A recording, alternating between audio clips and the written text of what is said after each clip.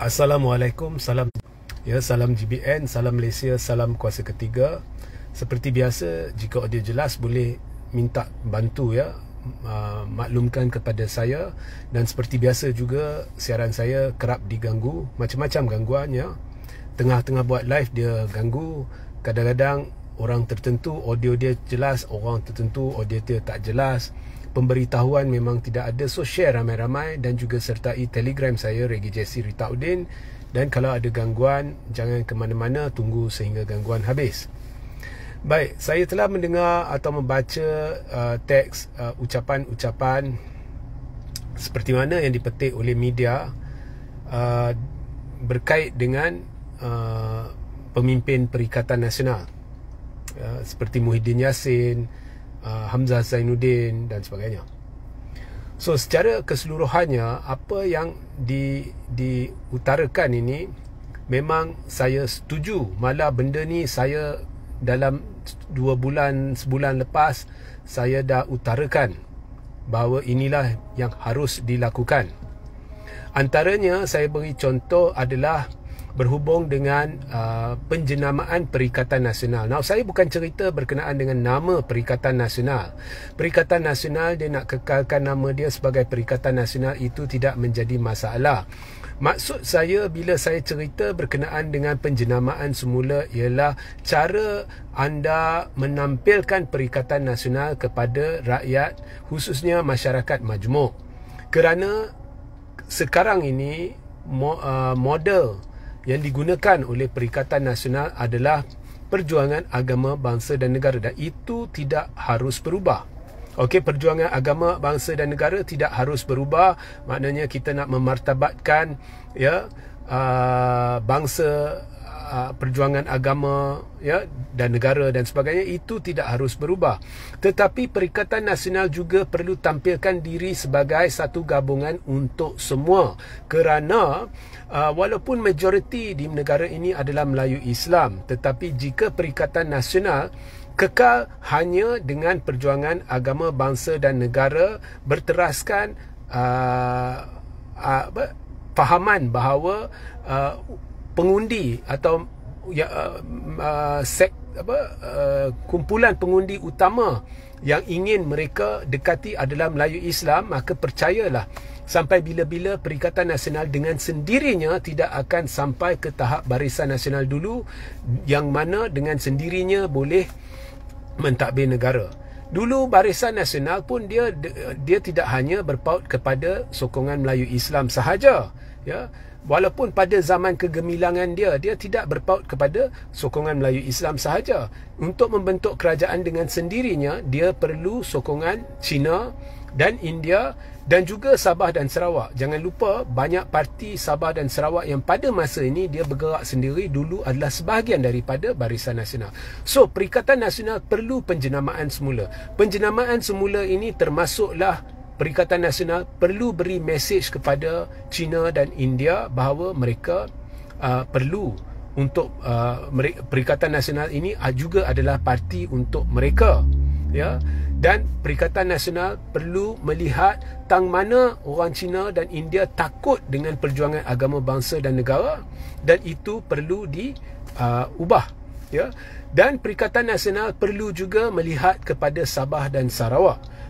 So macam mana Perikatan Nasional ingin menonjolkan diri mereka ke Sabah dan Sarawak. So benda ni betul, kita tidak boleh berpaut hanya kepada sokongan Melayu Islam, kerana kita sudah lihat selepas PRU 15, walaupun Melayu Islam secara amnya majoritinya sudah bersatu, tetapi anda masih tidak boleh dapat majoriti kerusi di Dewan Rakyat. Okey, dan Perikatan Nasional sendiri minta maaf, khususnya Parti Bersatu, khususnya kepimpinan utama Parti Bersatu, kita telah menonjolkan bahawa fokus mereka bukannya perjuangan rakyat, tetapi siapa jadi Perdana Menteri.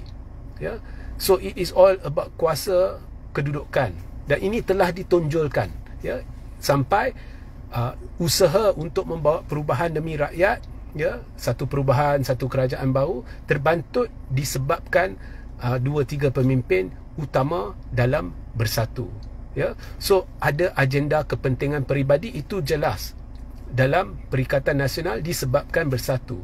So benda ni anda patut terima, bukannya anda patut sensitif. Oh, Regi sebut benda ni, oh mengapa dia sebut benda ni. Itu kalau anda ada sikap itu, maknanya anda duduk bawah tempurung. Anda perlu berdepan dengan realiti, benda ni sedang berlaku. Ya, dan juga Parti Bersatu tak kira lah mengapa MP dia melakukan pengkhianatan, mereka dibeli ke, mereka tak puas hati. Ada yang tak puas hati dengan kepimpinan Bersatu, sebab itu saya difahamkan mereka buat macam tu. Tapi tak kira, sebabnya pokoknya pengkhianatan telah berlaku dalam Parti Bersatu. So benda ni anda tidak perlu atau harus, in English they say sweep under the carpet. Anda tidak boleh lakukan benda tu, anda alih perhatian daripada benda tu. Anda kena berdepan dengan isu itu dan lihat masalah dari dalaman. Adakah akar umbi Bersatu ni tak puas hati dengan kepimpinan? Jangan abaikan faktor itu, ya, sebab faktor itu wujud. So benda-benda ni anda perlu perinci, anda perlu perhalusi untuk membuat satu penjenamaan semula. So sementara berlaku penelitian dan sebagainya, lebih elok, lebih selamat kepimpinan Perikatan Nasional dari sudut siapa yang duduk sebagai pengerusinya diubah. Anda perlu berdepan dengan realiti. Sebab dulu bila Barisan Nasional kalah pilihan raya, jangan lupa di kalangan anda sendiri yang mengkritik Barisan Nasional berhubung dengan kepimpinan gabungan itu. Ya, anda mengkritik Zahid duduk sebagai pengerusi Barisan Nasional, menggantikan Najib sebab kononnya dia kluster mahkamah dan sebagainya. Hari ini walaupun kita rasakan tindakan mahkamah terhadap pemimpin tertentu itu tidak patut, tetapi kes dia sama. Ya, apabila ada kes, jadi kita perlu ingat kembali apa yang kita beritahu dulu kepada Barisan Nasional. Jadi perlu ada perubahan kepimpinan utama, ya, untuk mara ke hadapan. Dah hari itu pun timbalan Presiden Bersatu pun sudah buat satu kenyataan berkaitan konsert yang tidak membuahkan sebarang hasil, malah menggusarkan Melayu Islam. So mesej yang diberi kepada pengundi yang depa sekarang ni dapat sokongan daripada itu pun kucak-kacir. So better kita buat perubahan dengan segera. Dan apa yang dikatakan oleh seorang lagi pemimpin dan Bersatu tu tepat, iaitu kita tidak boleh hanya berpaut pada gelombang, kerana gelombang itu boleh surut, boleh naik pada bila-bila masa. Benda ni saya dah utarakan sebulan yang lepas. So perlu ada sokongan daripada bukan Muslim, ya, perlu ada. Saya dah beritahu, sebenarnya saya syak UMNO dah sedar benda ni, sebab itu dia ambil risiko. Dalam PRU 15 dia tak berani beritahu pengikut dia bahawa dia nak kerjasama dengan DAP. Tetapi selepas PRU 15 dia bekerjasama dengan DAP.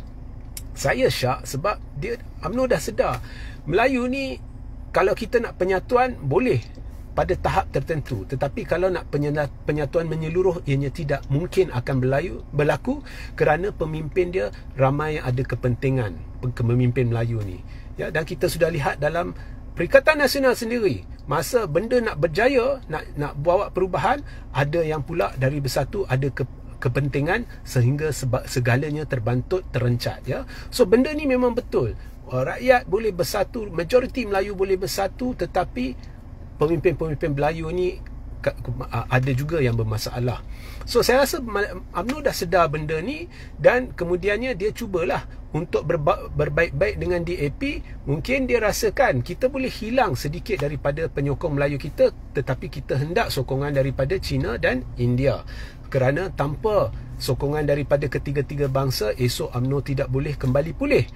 Tetapi malangnya risiko yang diambil oleh UMNO ni tidak membuahkan hasil, kerana bukan hanya undi China dan India tidak memihak kepada UMNO, tidak, sokongan China dengan India tidak bertambah walau sedikit pun terhadap UMNO, menerusi 6 pilihan raya negeri dan beberapa pilihan raya kecil.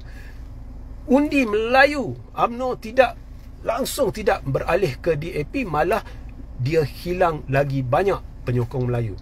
So ini membuktikan bahawa cara untuk kita dapatkan sokongan China dan India ni bukannya dengan berpaut dengan parti-parti yang tidak disukai oleh Melayu. So ada ataupun parti-parti yang tidak disukai oleh China dan India. Ya. So contohnya esok Perikatan Nasional kata jom kita pergi bersatu dengan DAP. Tak boleh. Ya, tak boleh.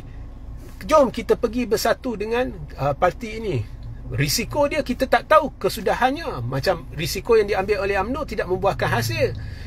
Kita perlu bina kekuatan sendiri. Dalam Perikatan Nasional ada parti gerakan. Bina kekuatan parti gerakan. Gerakan perlu mengambil peranan proaktif untuk meyakinkan orang Cina mengapa PAS bukannya ancaman seperti mana yang didakwa oleh DAP.